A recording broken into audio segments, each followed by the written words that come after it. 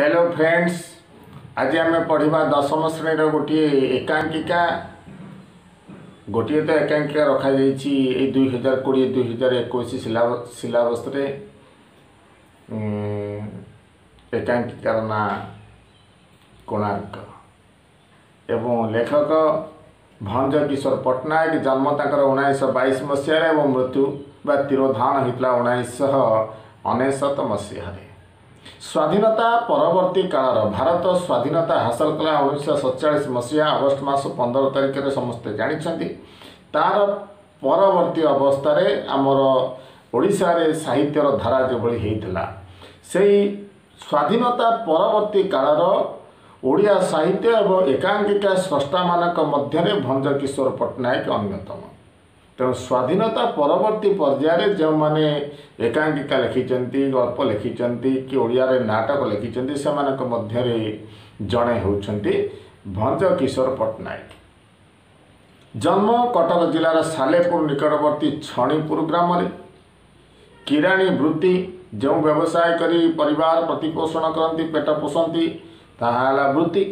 वृत्ति रे से थिले जड़े क्लार्क बा किराणी वृत्ति करिथिबा भंज किशोर प्रवृत्ति रे ताकर किंतु भल पाइबा ताकर लाइकनेस थिला का वृत्ति ना नाटक रचना करिबा नाट्य रचयिता कलाकार।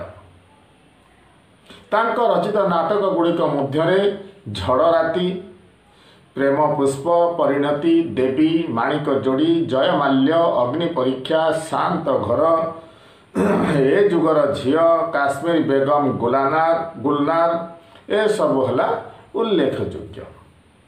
से रचना करिसेंती बाण हरण, अग्निपतंग, कोणार्क, घरणी, माइल खुंट, बाजी राउत एई भली एकांकिका।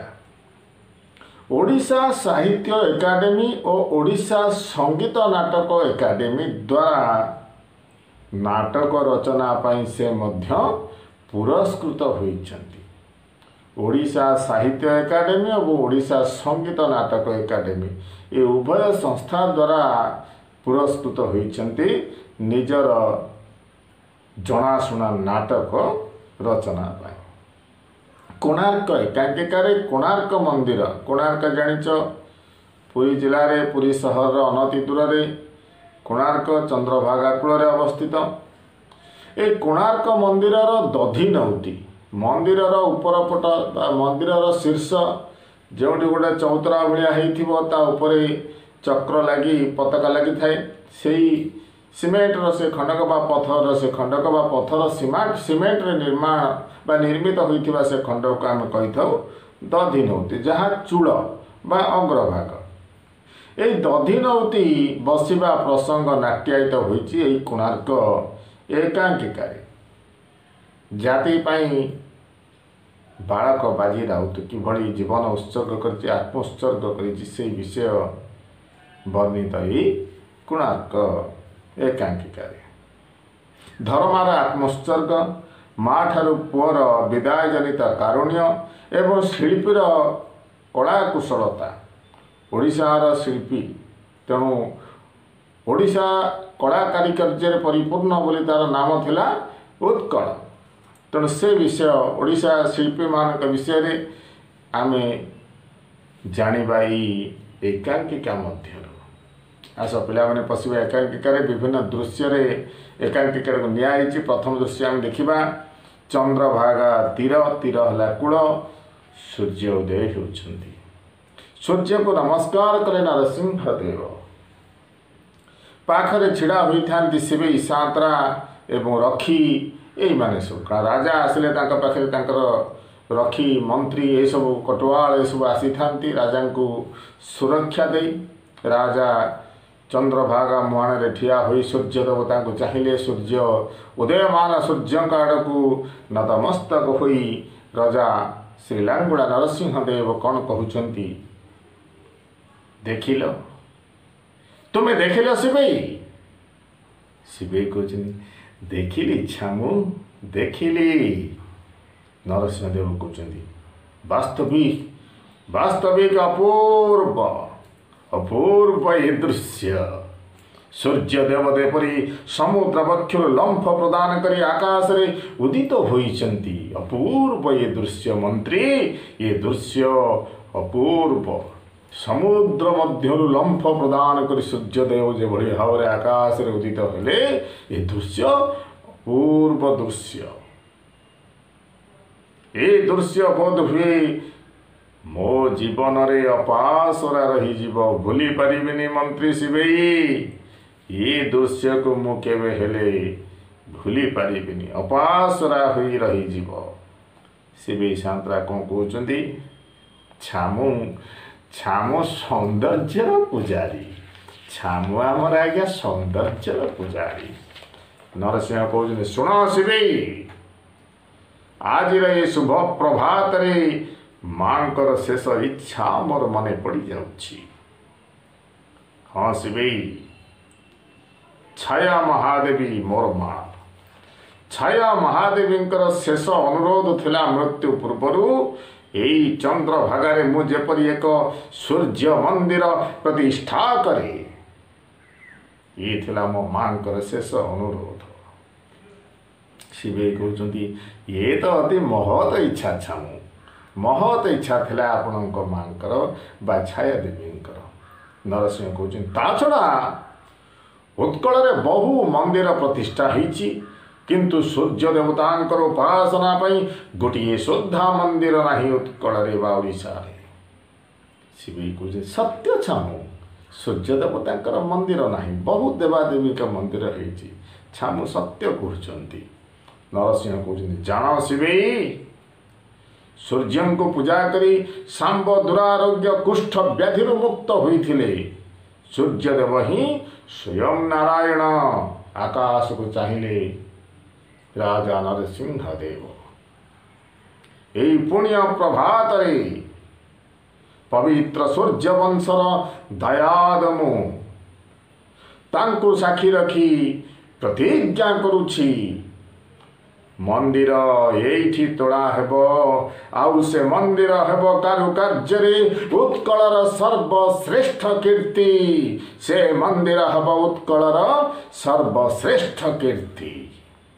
ଶିବେଇ କହୁଛନ୍ତି, ସମ୍ରାଟ ପରମ ଧାର୍ମିକ ମହାନୁଭବ, ସମ୍ରାଟଙ୍କର ଜୟ ହେଉ, ସମ୍ରାଟଙ୍କର ଜୟ ହେଉ, ସମ୍ରାଟଙ୍କର ଜୟ ହେଉ। ନରସିଂହ ଦେବ କହୁଛନ୍ତି, ଶିବେଇ, ତୁମେ ମୋର ଅତି ବିଶ୍ୱାସୀ।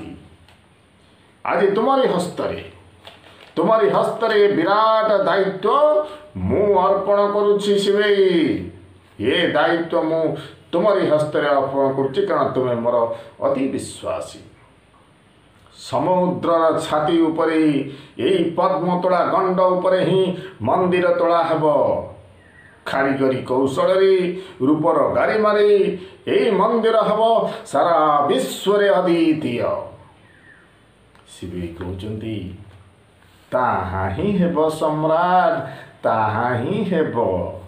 ଛାମୁଙ୍କ ଆଦେଶ ଅବଶ୍ୟ ପାଳିତ ହେବ।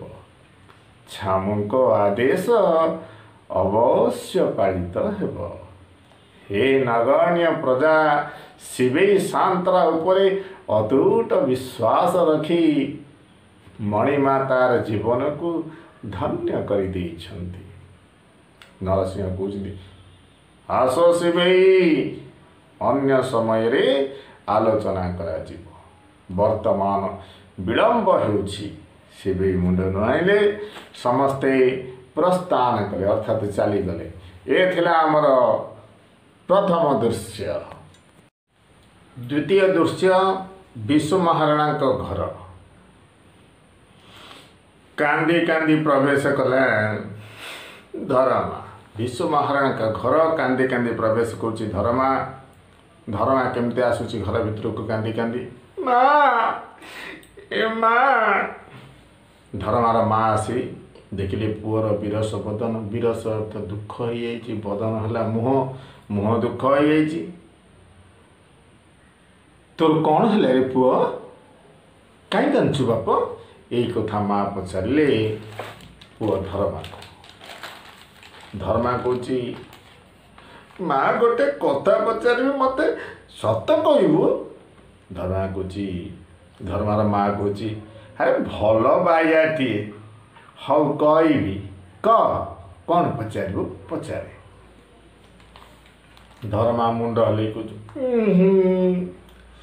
ସେ କଥା ହବନି, ତୁ ମୋ ଦେହ ଛୁଇଁ ସତ କହ, ତୁ ମୋ ଦେହ ଛୁଇଁ ସତ କହ, ସତ କହିବୁ, ମିଛ କହିବୁନି, ମୋ ଦେହ ଛୁଇଁ କହ, ତାପରେ ମୁଁ ପଚାରିବି।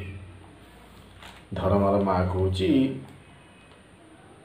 କ'ଣ କହିଲୁ ରେ ଧର୍ମା?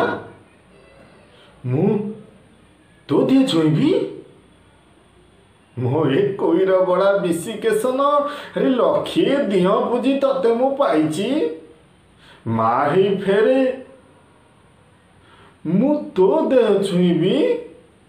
ବାପରେ, ଏ ବାପ, ମୁଁ ପଛେ ମରିଯାଏ, ଯେ ବଞ୍ଚି ତୁ ରାଇଜ କର, ତୋ ବାପର ନାଁ ରଖ। ନା, ତୁ ଯାହା ପଚାରିବୁ ଧର୍ମା ମୁଁ କହିବି, ଦେହ ଛୁଇଁବା କଥା ମୋତେ କହନା, ସେଭଳି କଥା ମୋତେ କହନା। ଧର୍ମା ଗଦଗଦ ହେଇ କହୁଛି, ବାପର ନାଁ ରଖ? କିଏ କିଏ ମୋ ବାପ? କାନ୍ତି ସେ?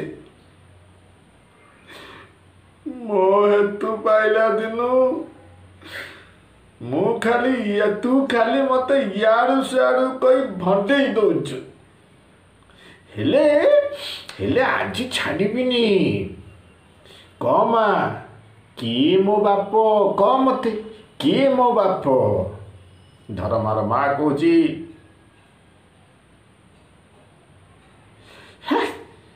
ମୋ ମୁଣ୍ଡ ଖାଇବୁ ରେ ଧର୍ମା। କ'ଣ ହେଇଛି କହିଲୁ?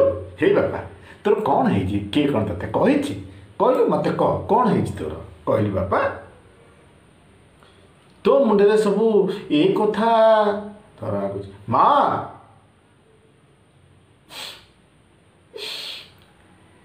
ଧର୍ମାର ମା କହୁଛି, ଛି ବାପ, ଆରେ କ'ଣ ହେଇଛି ମୋତେ କହିଲେ ସିନା ଜାଣିବି। କହ ବାପ, କହ କ'ଣ ହେଇଛି ତୋର? କିଏ କହୁଛି ତତେ କ'ଣ? ଆରେ କିଏ ତତେ କ'ଣ କହିଛି ମୋତେ କହ। କାନ୍ଦନା, ଥାଉ ସୁନାଟା ପାଇଁ କାନ୍ଦନା। ଏଇ କଥା କେହି ବୁଝେଇଲେ ଧର୍ମା କହୁଛି, ସତ କହ ମା, ମୋ ବାପା କାନ୍ତି? ଧର୍ମାର ମା କହୁଛି, ବାପା ବାପା ଅଛନ୍ତି? ଶୁଣ, ଆଜି ତତେ ସବୁ କଥା କହିବି, ନହେଲେ ତୋ ଟିକେ ମନରୁ ଦୁଃଖ ଦୂର ହବ କେମିତି? ଆଜି ତତେ ସବୁ କଥା କହିବି ରେ ବାପା, ମୁଁ ଆଜି ତତେ ସବୁ କଥା କହିବି। 12 ବର୍ଷ ବିତିଗଲା, 12 ବର୍ଷ ହେଇଗଲା ତୁ ଜନ୍ମ ହେଇନଥାଉ, ମଣିମାଙ୍କ ଡାକରା ଆସିଲା। ଏ ମଣିମାଙ୍କ ଡାକରା ପାଇଁ ସେ କୁଆଡ଼େ ଯାଇଛନ୍ତି, କ'ଣ କରୁଛନ୍ତି ମୁଁ ଜାଣିନି ବାପ, ହେଲେ ମୋ ମନ କହୁଛି ଯୋଉଠି ପଛକେ ଥାନ୍ତୁ ସେ ଭଲରେ ଅଛନ୍ତି, ଯେ କରି ଅଛନ୍ତି। ଠାକୁରେ ଦୟା କଲେ ନିଶ୍ଚୟ ଘରକୁ ଫେରି ଆସିବେ, ନିଶ୍ଚୟ ଘରକୁ ଫେରି ଆସିବେ। ଧର୍ମା କହୁଛି, ଆଚ୍ଛା ମା, ବାପା କ'ଣ ବଡ଼ କାରିଗର? ମା କହୁଛନ୍ତି, ଆରେ ବଡ଼ କ'ଣ ରେ ପୁଅ, ବହୁତ ବଡ଼। ତୋ ବାପାଙ୍କଠୁ ବଳି ବଡ଼ କାରିଗର ଏ ମୁଲକରେ ଆଉ କେହି ନାହିଁ। ଏ ମୁଲକରେ, ଏ ରାଇଜରେ, ଏ ରାଜ୍ୟରେ आउ केही नहीं बहुत बड़ कारीगर तो बापा बुझिलु धर्म तो बापा ये मुलकर सबुठारु बड़ कारीगर धर्मा खुशी गला मो बापा सबुठु बड़ कारीगर नालो मा ठाकुरे करंतु मो बापा भलरे घर को फेरंतु ठाकुरे करंतु मो बापा भलरे घर को फेरी आसंतु सेतिके बड़े बाहर जड़े आगंतुकंकर पाटी सुबिला घरे किए अछ टिके सुनिब अरे घरे किए अछ कि टिके सुनिब धर्मर माँ कहूँ किए डाकुच आगंतुक कहते किए डाकुच से धर्मा कहूँ मु देखी आसुची माँ मु देखी आसुची कही प्रस्थान कला गला धर्मर माँ कहते ये कौन मोर डाहाण आखि एमती नाचुची कहीं मो डाहाण आखि एमती नाची उठुची कहीं कथार अच्छी स्त्री लोक मानकर डाहाण आखि नाचिले पुरुष मानकर बाम आखि नाचिले किसी अमंगलर संकेत आसी थाए तेणु से से व्यस्त हो पड़ुं डाहाण आखिटा एमती नाची उठुची कहीं धर्मा कहूँ आगंतुक को डाकी आणला घर भीतर को आस मौसा आस ये मो माँ कौन बातेनी आनीच परा ताकू ही कह बातेनी है पिला माने खबर कौन बातेनी आनीच खबर आनीच कौच से बातेनी ये मो माँ ताकू ही कह अच्छा धर्मार माँ कहूँ किए तुम्हें बाबा क्या खोजुच आगंतुक कहते माँ तुम्हें विश्व महाराणा को गृहिणी तो तुम्हें विश्व महाराणा को गृहिणी है पत्नी स्त्री हाँ धर्मार माँ कहूँ हाँ बाबा कह से बस आगंतुक ओहो पचारि पचारि बहु कष्टरे तुम घर को आसी माँ धर्मार माँ कहले तुम्हें ठीक जगह पहुँचीच बाबा एबे कौन कहिबार अछि कह आगंतुक कहउचंती कहिबी जे चारिआड़ी को टिके चाहिए हेले कथाटा कान को दी कान ही अर्थात तुमठू जदि मु तुम कान रे कहली जदि तुमे आउ काहा को कहिदेल कान को दी कान होई प्रघट माने फिटी जाए बाहर को प्रकाश पाए प्रघट हो जाए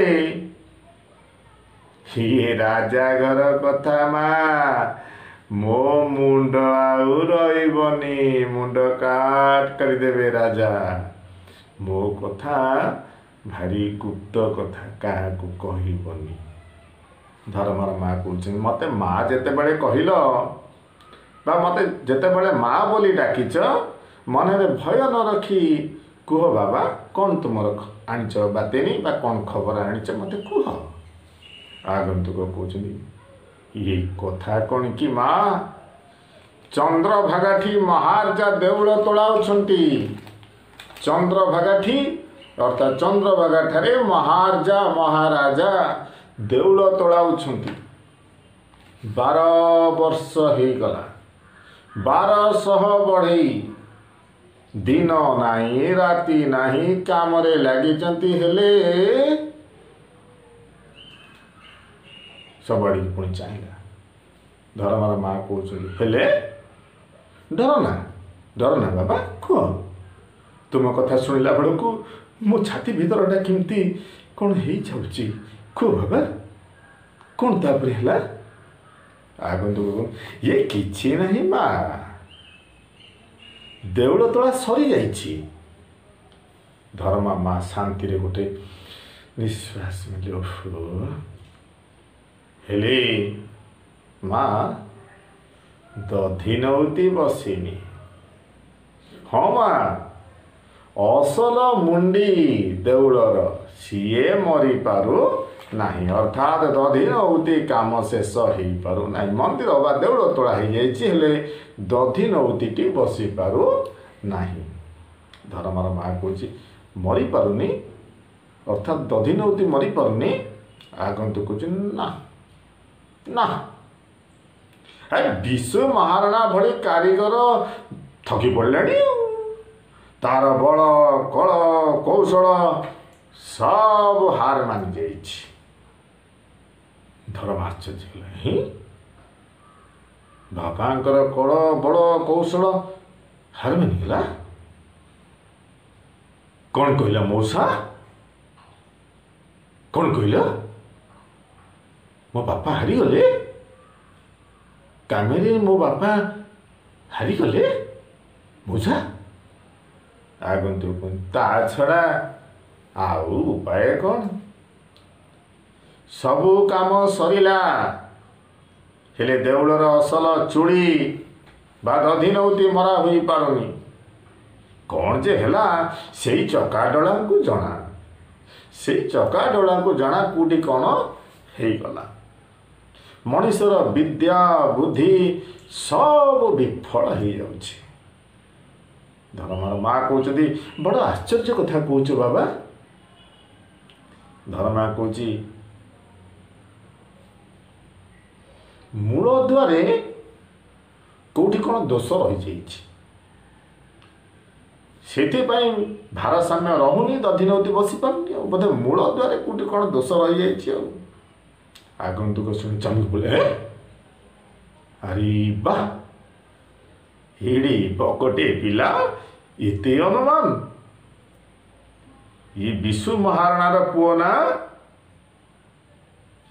ଧର୍ମାର ମା କହୁଛନ୍ତି ହଁ ବାବା, ସେଇ ଗୋଟିକ ତ ଠାକୁର ଆମକୁ ଦେଇଛନ୍ତି। ଆଗନ୍ତୁକ କହୁଛନ୍ତି ଖୁବ୍ ଭଲ ହେଇଛି। କୂଳ ରହିଲେ ସବୁ କଥା ସିନା। ଗୋଟେ ପୁଅ ତ ଦେଇଛନ୍ତି ଠାକୁର କୂଳ ରକ୍ଷା ପାଇଁ। କୂଳ ରହିଯିବ, କୂଳ ରହିଲେ ସିନା ସବୁ କଥା। ଭଲ ହେଇଛି, ଭଲ ହେଇଛି, ଠାକୁର ଗୋଟେ ପୁଅ ଦେଇଛନ୍ତି କୂଳ ରକ୍ଷା କରିବା ପାଇଁ। ଧର୍ମର ମା କହୁଛି ଏମିତି କ'ଣ କହୁଛ ବାବା? ତମେ ଏମିତି କ'ଣ କହୁଛ? ଆଗନ୍ତୁକ କହୁଛନ୍ତି ଏଇ ପୁଅ ତୋ ନାଁ କ'ଣଟି? କ'ଣ ତୋ ନାଁ? ଧର୍ମା କହୁଛି ଧର୍ମପଦ। ମତେ ସମସ୍ତେ ଧର୍ମା ଡାକନ୍ତି। ଏଇ କଥା କହୁଛି। ଆଗନ୍ତୁକ ଖୁସି ହେଇଗଲେ। ହଉ ହଉ ବାପ ଧରମୁ।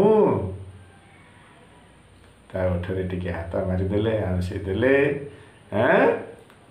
ମୋ ଧନଟା ବା ଯା, ଯାହା ଶୁଣୁଛୁ କାହାରି ଆଗରେ ଏ କଥା ଫିଟେଇବୁ ନାହୁଁ। ଫିଟେଇବୁ ନାହିଁ, କାହା ଆଗରେ କହିବୁନି ବାପା। ଯାହା ମୋର କଥା ଶୁଣିଲୁ, ମୋ ଧନଟା ବା କାହା ଆଗରେ କହିବୁନି, ନାଇଁ ତ ସେ 1200 ବଢ଼େଇଙ୍କ ସାଙ୍ଗରେ ମୋର ବି ମୁଣ୍ଡଟା କଟା ହେଇଯିବ। କହିବୁନି ବାପା, କାହା ଆଗରେ କହିବୁନି। ଧର୍ମର ମା କହୁଛି କ'ଣ ହେଲା? 1200 ବଢ଼େଇଙ୍କର ମୁଣ୍ଡ କାଟ ହବ? ଆଗନ୍ତୁକ ଧୀର ସ୍ୱରରେ କହୁଛନ୍ତି ମହାରାଜା ଯେଉଁ ଦିନକୁ କଣ୍ଟ ଦେଇଛନ୍ତି ଅର୍ଥ ସ୍ଥିର କରିଛନ୍ତି, ଏଇ ଦିନ ସୁଦ୍ଧା ମନ୍ଦିର ନିର୍ମାଣ ଶେଷ ହେବ ବୋଲି। ମହାରାଜା ଯେଉଁ ଦିନକୁ କଣ୍ଟ ଦେଇଛନ୍ତି ସେଇଦିନ ସୁଦ୍ଧା ଦେଉଳର ଚୁଳି ନ ମାରି ପାରିଲେ ସବୁ ବଢ଼େଇଙ୍କର ମୁଣ୍ଡ କାଟ ହେବ। ସବୁ ଜାଣୁଛ ମା, ମହାରାଜାଙ୍କର ଆଦେଶ କେହି କ'ଣ ଅମାନ୍ୟ କରିପାରିବ? ସେ ଯେଉଁ ଦିନକୁ କଣ୍ଟ କରିଛନ୍ତି, ନିର୍ଦ୍ଦିଷ୍ଟ କରିଛନ୍ତି, ସେଇ ଦିନ ସୁଦ୍ଧା ମନ୍ଦିରର ଚୁଳି ମାରି ନ ପାରିଲେ ସବୁ କାରିଗରଙ୍କର ମୁଣ୍ଡ କାଟ ହେବ। ଏଇ କଥା ଆଗନ୍ତୁକ କହିବାରୁ ଧର୍ମର ମା ଭୟରେ ତାଙ୍କର ପ୍ରାଣ ଥରି ଉଠିଲା। ହେ ପ୍ରଭୁ, ଶେଷରେ ପୋଢ଼ା ଭାଗ୍ୟରେ ଏଇଆ ଥିଲା ପ୍ରଭୁ, ଇଏ ପୋଢ଼ା ଭାଗ୍ୟରେ 12 ବର୍ଷ କାଳ ଆମ ମା ପୁଅ ଦିଟାକୁ ନିଆଶ୍ରୀ କରି ଯିଏ ଘର ମୁହଁ ଚାହିଁ ନାହାନ୍ତି, ସିଆଡ଼େ ପୁଣି ତାଙ୍କର ମୁଣ୍ଡ କାଟେ ହେବ, ଆଉ ଆମର ଦେଖା ବି ହେଇପାରିବନି ପ୍ରଭୁ। ହେ ପ୍ରଭୁ, କ'ଣ ଏମିତି ସବୁ ହେଇଯାଉଛି? ଏଇ କଥା ଧରମାର ମା କହି ଉଠିଲା ବେଳକୁ ଆଗନ୍ତୁକ କହୁଛନ୍ତି, ହଉ ମା, ମୁଁ ବାହୁଡ଼ି ଯାଉଛି, ଫେରି ଯାଉଛି। ଯିବା ଆଗରୁ ଖାଲି ଏତିକି କହିଯାଉଛି, ତୁମ କୂଳରେ ଯଦି ଆଉ କେହି ଭଲ କାରିଗର ଥାଏ, ତାକୁ ଚନ୍ଦ୍ରଭାଗା ଠିକ୍ ପଠାଇବ। କାଳେ ଚକାଡୋଳାଙ୍କ ଅନୁଗ୍ରହ ଥିବ, ଚକାଡୋଳା ହେଇ ତୁମରି ଇଚ୍ଛା ପୂର୍ଣ୍ଣ ହେଉ। ଯାଉଛି ବାପା ଧର୍ମ। ଧୀରେ ଧୀରେ ପ୍ରସ୍ଥାନ କରୁଛନ୍ତି ଆଗନ୍ତୁକ। ଧରମର ମା ଧରମାକୁ କୋଳକୁ ଟାଣି ଆଣି କହି କାନ୍ଦିବାକୁ ଲାଗିଲେ। ବାବୁରେ, ମୋତେ ତ କିଛି ବାଟ ଦେଖାଯାଉନି, କାହାକୁ ପଚାରିବି, କାହାକୁ ଆଉ ପଠେଇବି? ମୋତେ ତ ଚାରିଆଡ଼ ଖାଲି ଅନ୍ଧାର ଦିଶୁ ଯାଉଛି ଚାରିଆଡ଼। ତାଙ୍କ ପରା ମଣିଷ ଯୋଉଠି ହାରିଗଲେ, କିଏ ଆଉ ଅଛି ଯେ ଦେଉଳର ମୁଣ୍ଡି ମାରିବ? ମୁଁ ଆଉ କାହାକୁ ପଠେଇବି? ଧର୍ମା କହୁଛି, କାହିଁକି? ମୁଁ ପରା ଅଛି। ତୁ ଭାବନା କରନି ମା, ବାପର ପୁଅ ମୁଁ। ଦେଉଳ ମୁଣ୍ଡି ମୁଁ ମାରିଦେବି ମା, ଦେଉଳର ମୁଣ୍ଡି ମୁଁ ମାରିଦେବି। ଧର୍ମାର ମା ଆଶ୍ଚର୍ଯ୍ୟ ହୋଇ କହୁଛନ୍ତି, ତୁ? ଧର୍ମା କହୁଛି, ହଁ ମା, ମୁଁ ବିଶୁ ମହାରଣାର ପୁଅ ମୁଁ ମା। କେବେ ହେଲେ ହାରିବିନି। ବଡ଼ ଠାକୁର ମତେ ସାହା ହେବେ ମା, ବଡ଼ ଠାକୁର ମତେ ସାହା ହେବେ। ମୁଁ କେବେ ହେଲେ ହାରିବିନି। ମୁଁ ହେଉଛି ବିଶୁ ମହାରଣାର ପୁଅ। ଧରମାର ମା କହୁଛନ୍ତି, ଧରମା? ଛୋଟ ପିଲାଟେ କେଡ଼େ ବଡ଼ କଥା କହିଦେଉଛି। କ'ଣ କହୁଛୁ ରେ? ଛୁଆଟାଏ, ହାତରେ ଖାଇ ଶିଖିନୁ ଯେ ଗୁଣ୍ଡାଏ ଖୁଆଇ ଦେଲେ ଯାଇ ଖାଉଛୁ। ତୁ ଏଡ଼େ ବଡ଼ କଥା କହୁଛୁ? ଆଶ୍ଚର୍ଯ୍ୟ ହେଇଯାଉଛନ୍ତି ମା। ଧରମା କହୁଛି, ଶୁଣିଲୁ ମା, ତୁ ଶୁଣିଲୁ? ଟିକି ଛୁଆ ଅଭିମନ୍ୟୁ କି ବୀରପଣିଆ ଦେଖେଇଥିଲା। ଧ୍ରୁବ, ପ୍ରହ୍ଲାଦ, ଏମାନେ ତ ସବୁ ଟିକି ପିଲା ହେଇ। ମା କହୁଛି, ନା, ମୋ ଆଖି ଆଗରୁ ତତେ ମୁଁ କୁଆଡ଼େ ଛାଡ଼ିବିନି। ତୋ ବାପା ଗଲେ, ତୁ ଯିବୁ, କାହା ମୁହଁ ଚାହିଁ ମୁଁ ଆଉ ଏଠି ପଡ଼ି ରହିବି? ଧରମା ମାଙ୍କୁ କ'ଣ କହୁଛି ପିଲାମାନେ?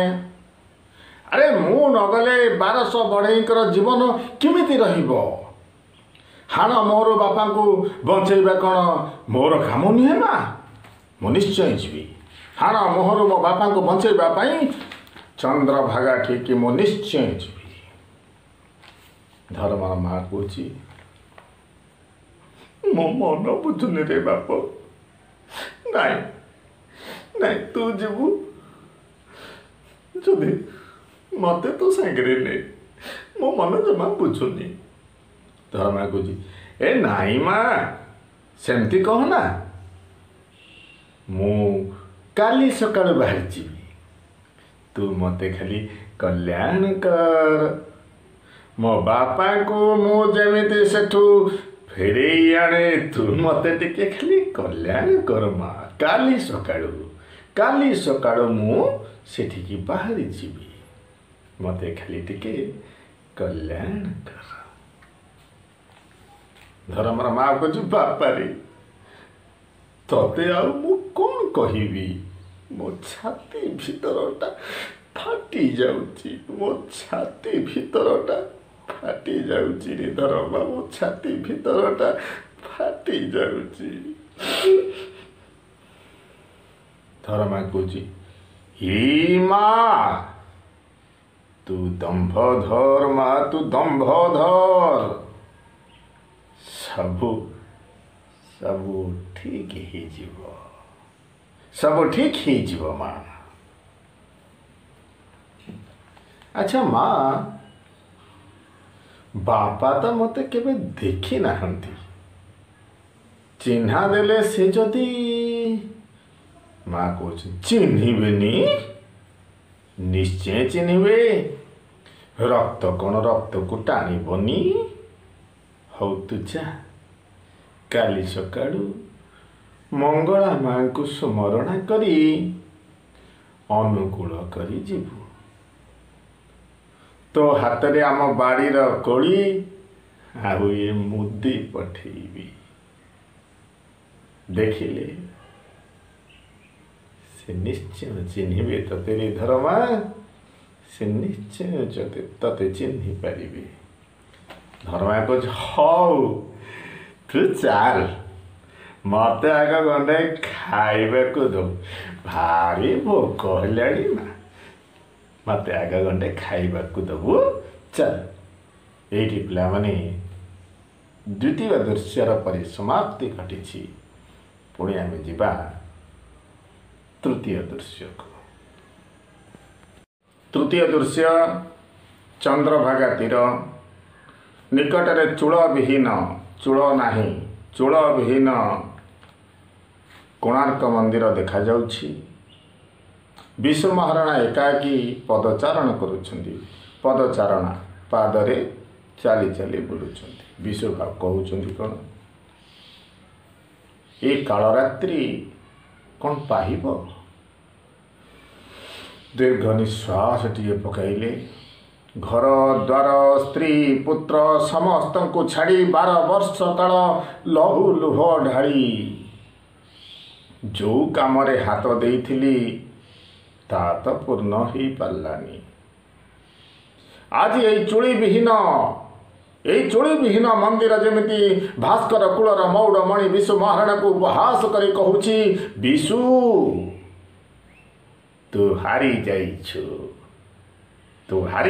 ବିଶୁ, ତୁ ହାରି ଯାଇଛୁ। ସମୁଦ୍ର ଭିତରେ ପଥର ଖଞ୍ଜି ଯେଉଁ ବିରାଟ ଦେଉଳ ଛିଡ଼ା କରିଛୁ, ତାର ଦଧି ନଉତି କାହିଁ? ତୁ ହାରି ଯାଇଛୁ ବିଶୁ, ତୁ ହାରି ଯାଇଛୁ। ଦୀର୍ଘ ନିଶ୍ୱାସ ପୁଣି ପକାଇଲା। ନିକଟରେ କାହାର ଗୋଟିଏ ପାଦ ଶବ୍ଦ ଶୁଣିଲା। କିଏ ଏଠି? ଗୋଟିଏ ବାଳକକୁ ଦେଖିଲା। କିଏ ରେ ପିଲା ତୁ କିଏ? ତୁ ବି କ'ଣ ବିଶୁ ମହାରଣାକୁ ଥଟ୍ଟା କରିବାକୁ ଆସିଛୁ? କିଏ ତୁ? ଧର୍ମା ନା ବାବା, ନା ବାବା। କି କଅଁଳ, କି ମଧୁର ତୋର ଡାକ। ଡାକ ବାପ, ଡାକ।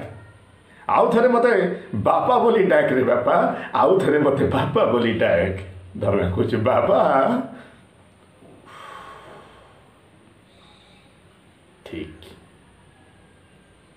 ଠିକ୍ ୟାରି ବୟସର ହେଇଥିବ, ୟାରି ପରି ହେଇଥିବ। ଖାଲି ସ୍ୱପ୍ନ, ହୁଏତ ଦୁଃସ୍ୱପ୍ନ ମୁଁ ଦେଖୁଛି। ପୁଅ, ଏଠି ତୋର କି କାମ? କାହିଁକି ଏଠିକି ଆସିଛୁ? ଏଠି ତୋର କି କାମ? ଧର୍ମା କହୁଛି, ନା ବାବା, ଏଇ ଦେଉଳକୁ ଦେଖୁଥିଲି। ସାରା ଦିନ ଖାଲି ଦେଉଳ ଆଡ଼େ ଚାହିଁ ରହିଛି। ବିଶୁ କହୁଛି, କ'ଣ କହିଲୁ? ସାରା ଦିନ ଦେଉଳ ଆଡ଼େ ଚାହିଁ ରହିଛୁ? ଦରମା କହୁଛି, ହଁ ବାବା,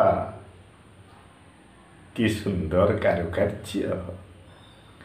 ନିହାଣ ମନରେ ଓଡ଼ିଆ କାରିଗର ଯେମିତି ପଥର ଦେହରେ ଜୀବନ ଦେଇଛି। ମୁଁ ଆଖି ଫେରେଇ ପାରିଲିନି। ଶିଶୁମାନେ କହୁଛି, ହେଲେ ଯାହାର ମୁଣ୍ଡ ନାହିଁ ତା ପିଣ୍ଡରେ ଜୀବନ ଆସିବ କୁଆଡ଼ୁ? ତା ପିଣ୍ଡରେ ଜୀବନ କୁଆଡ଼ୁ ଆସିବ? ଆରେ ସୁନ୍ଦର କାରୁକାର୍ଯ୍ୟ, ହେଲେ ତାର ତ ମୁଣ୍ଡି ମରିପାରୁନି, ତାର ତ ମୁଣ୍ଡ ନାହିଁ, ତାର ଜୀବନ ଆସିବ କୁଆଡ଼ୁ?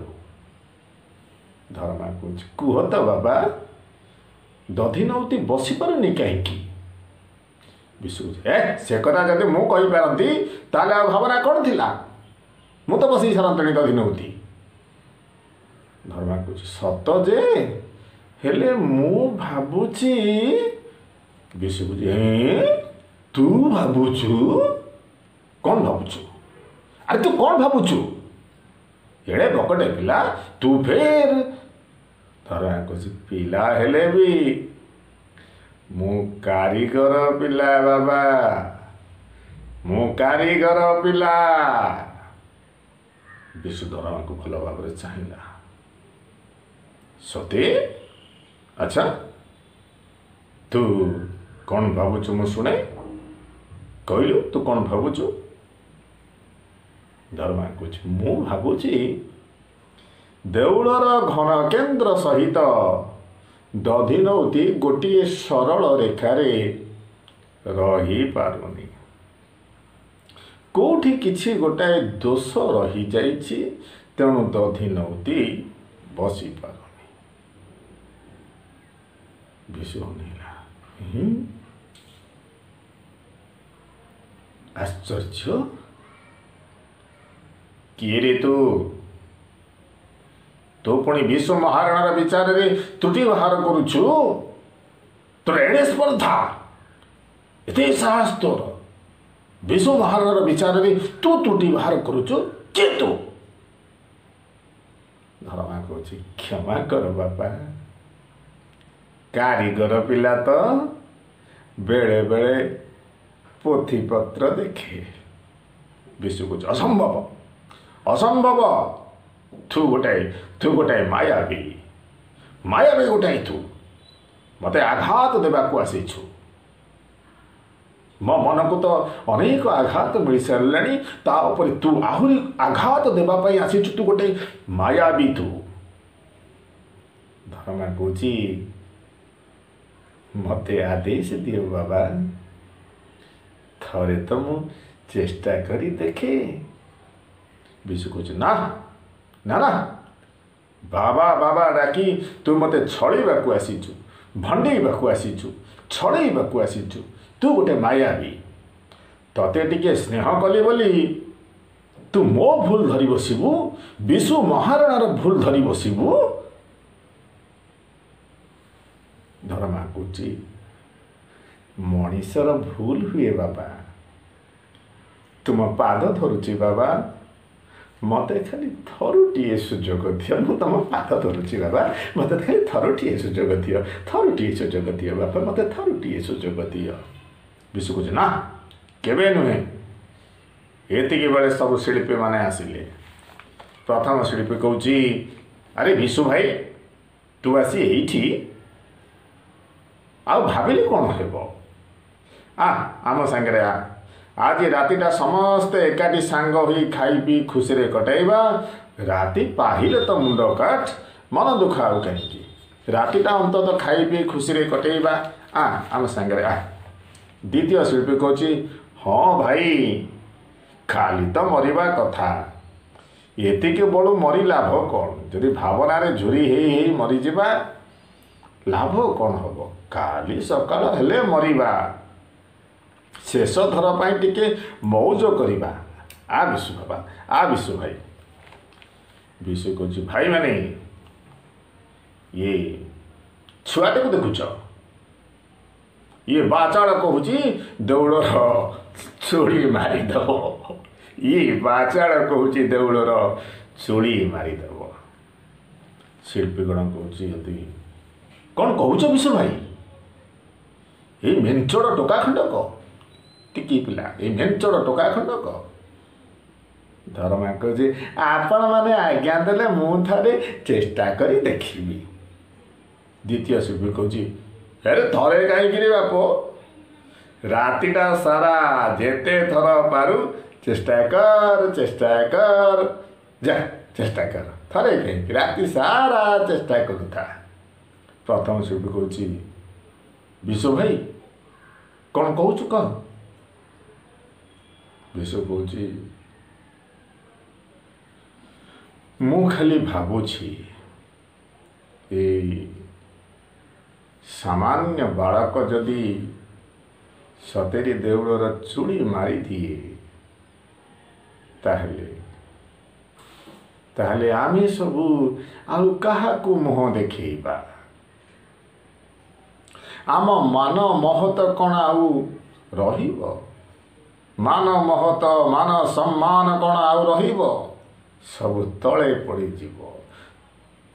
पड़ीजीव सब धर्मा कहूँ ये कि कथा कहूच बाबा ओडिया कारीगर मान रखिबाकू मु पण करी आसीछि मु प्रतिज्ञा करी आसीछि आपण मानक जीवन रक्षा हेबा संगे संगे देउलर मुंडी भी मरीजीव महाराजा भी खुशी होइजिबे तुम कथा कौन पकाउछ तृतीय शिल्पी कहूँ ये पिला तो ठीक कथा कहूँ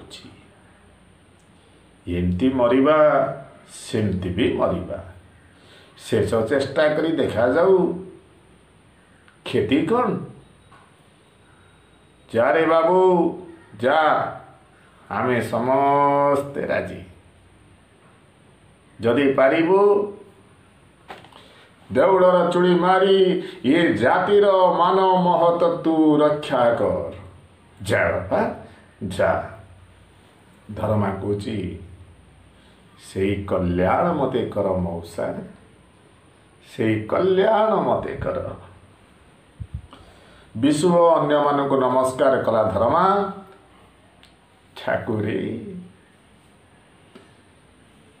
तुम्हें मोर भरोसा जय जगन्नाथ जय जगन्नाथ जय जगन्नाथ कई धर्मा से प्रस्थान कला चलीगला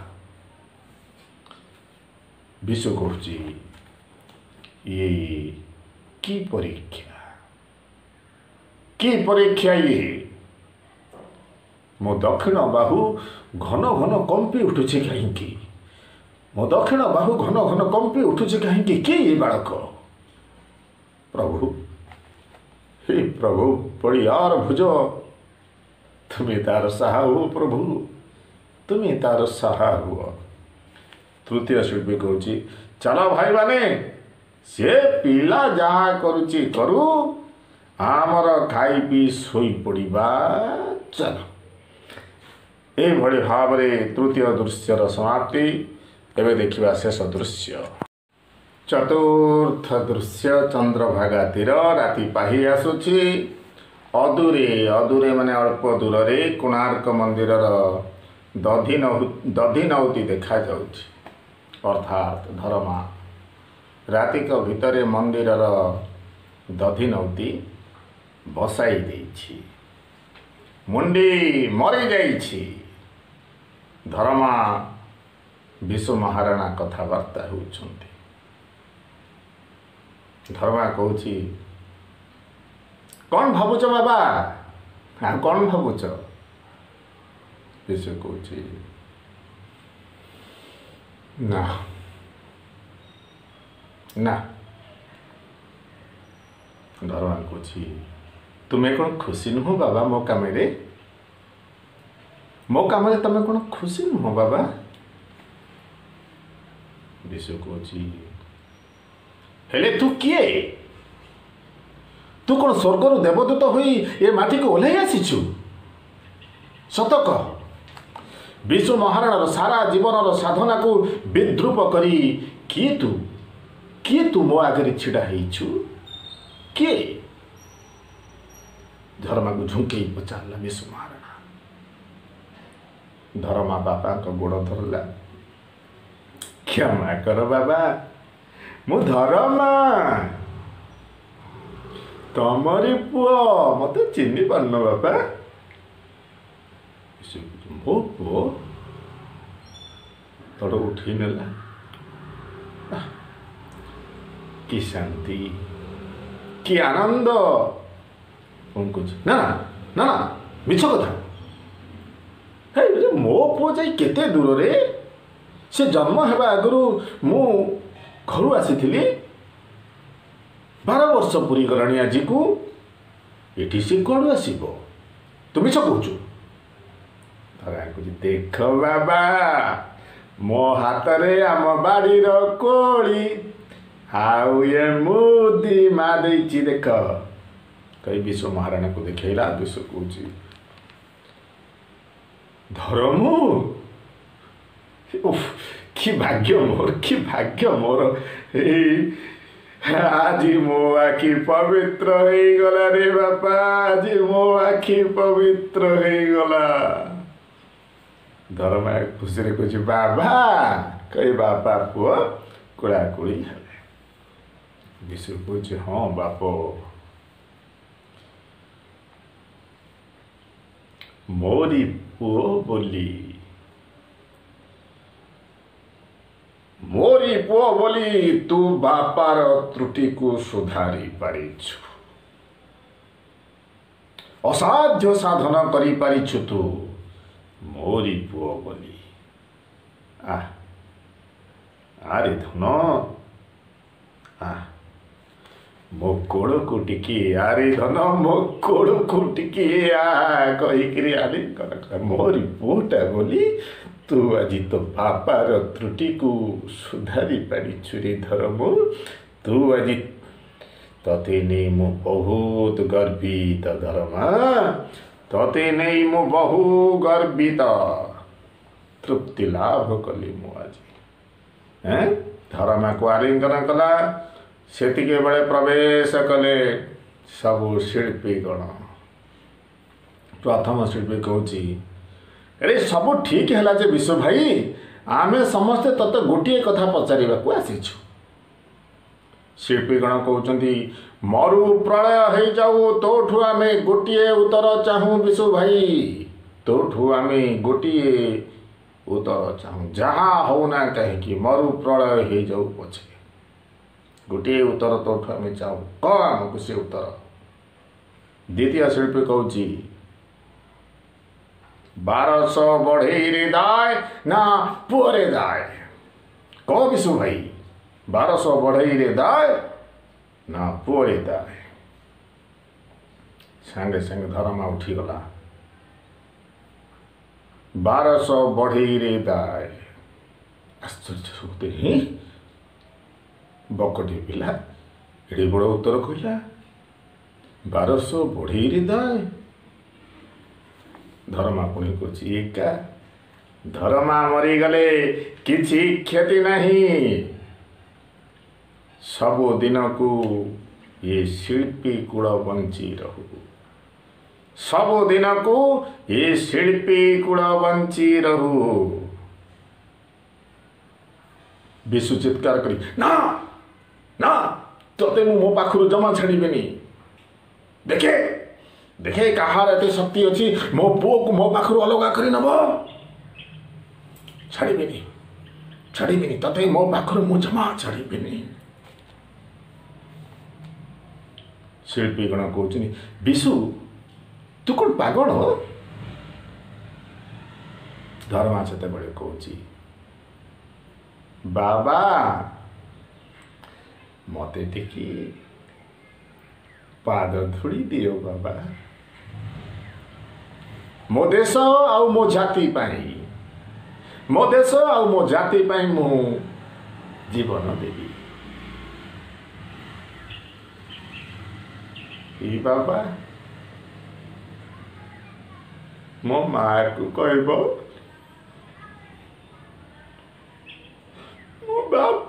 ନାଁ ରଖିଛି, ମୁଁ ବାପର ନାଁ ରଖି ଚାଲି ଯାଉଛି। ବାପା ମୋ ମାଆକୁ ବୁଝେଇ ଦବ,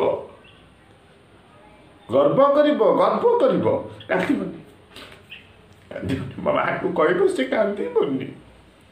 ବାବା ମାଆକୁ କହିବ ସେ କାନ୍ଦିବନି।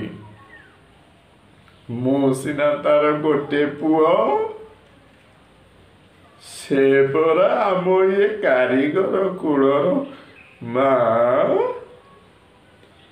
ବିଦାୟ ବାପା, ବିଦାୟ ବାପା, ବିଦାୟ ଭାଇମାନେ। ଏଇ କଥା କହି ଧର୍ମା ମନ୍ଦିର ଚୂଳକୁ ଉଠିଗଲା।